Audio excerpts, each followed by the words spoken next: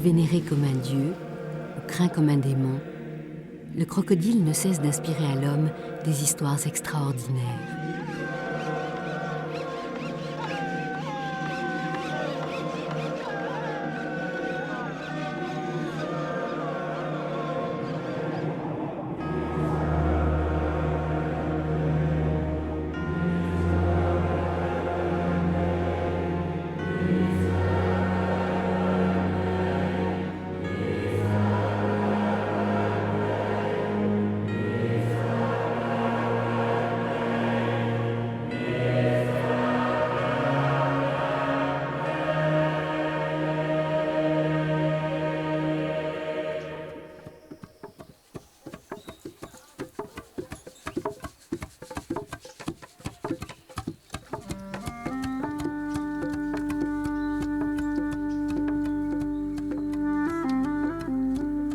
Depuis le XIVe siècle, les Dogons vivent à l'est du Mali, au fin fond de l'Afrique.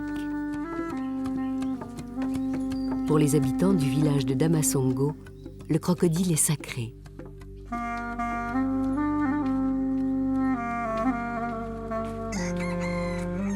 Le premier homme venant ici, c'était beau, c'était un petit paradis pour lui, quoi. C'était très très agréable. Il y avait que des arbres, et puis des lapins, des animaux sauvages, et ainsi que de l'eau.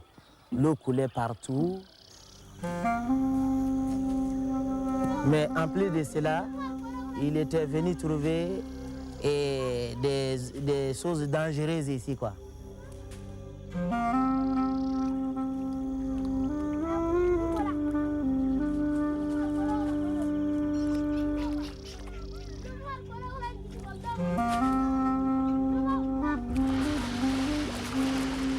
Partout en Afrique, le crocodile du Nil peut se montrer très agressif et s'attaquer à l'homme.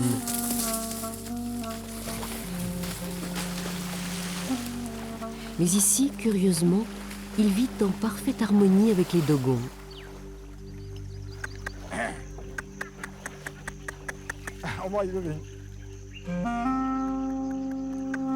La légende raconte qu'un jour, un crocodile a aidé un adulte à traverser une rivière en crue. Depuis, les Dogons pensent que cet animal représente leur double. Lorsqu'un enfant naît, un crocodile naît peu de temps après.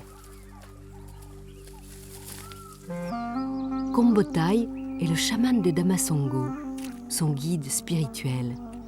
Il veille en permanence sur les reptiles.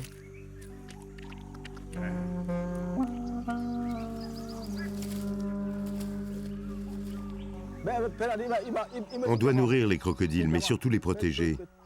Il est interdit de les tuer sous peine de grands malheurs.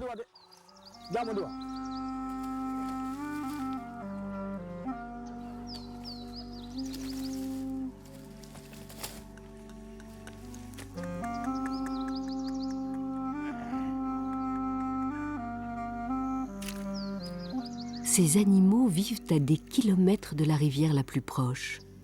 Leur présence même demeure un mystère et nourrit les croyances des Dogons. On ne sait même pas qui les a amenés. Pour nous, c'est le travail de Dieu. Même nos anciens depuis l'an X, ils ont venu trouver les crocodiles ici. Sont-ils le fruit de la volonté de Dieu? Ou sont-ils les derniers témoins d'une époque lointaine, lorsque le Sahel était irrigué par de nombreuses rivières? Seul compte aujourd'hui le lien indestructible qui les unit aux Dogons. Pour ce peuple, chaque pierre, plante ou animal est un puissant esprit qu'il faut vénérer.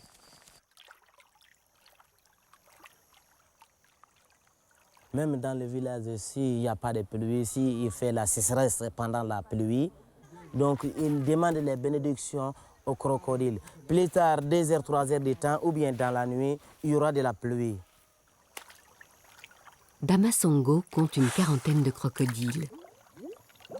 À la période de la reproduction, les mâles et les femelles manifestent leur désir en émettant des bulles d'air.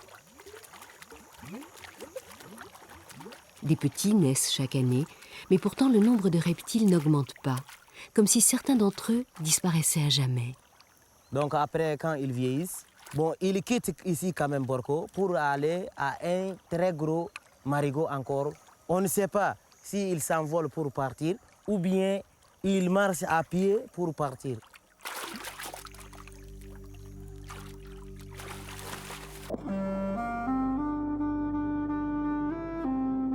Que deviennent les crocodiles à la saison sèche?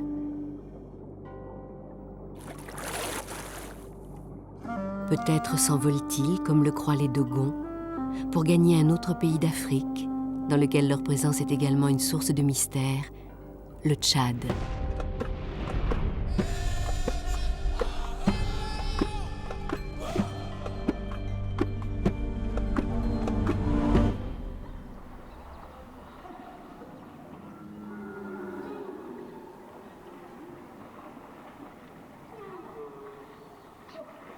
Le massif de l'Enedi se dresse en plein cœur du Sahara, au nord du pays. Autrefois pourvu d'une végétation verdoyante, il bordait le lac Tchad. Depuis que celui-ci s'est retiré, seules subsistent de grandes mares, les gueltas.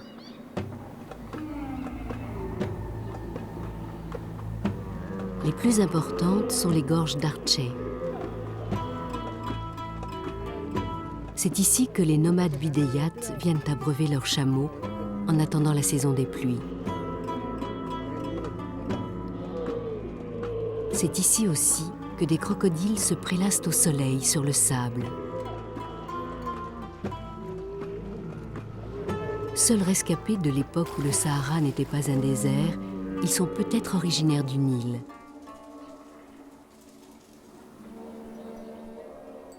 Privés de tout contact avec leurs congénères, ils forment une espèce à part.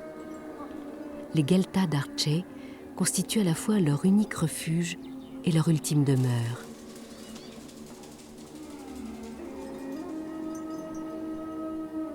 Découvrir des crocodiles dans cette région désertique relève presque du mirage.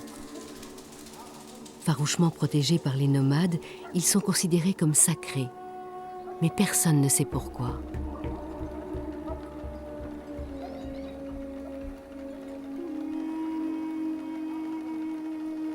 Cela signifie peut-être que les histoires sur ces reptiles ont cessé de se transmettre dans la région.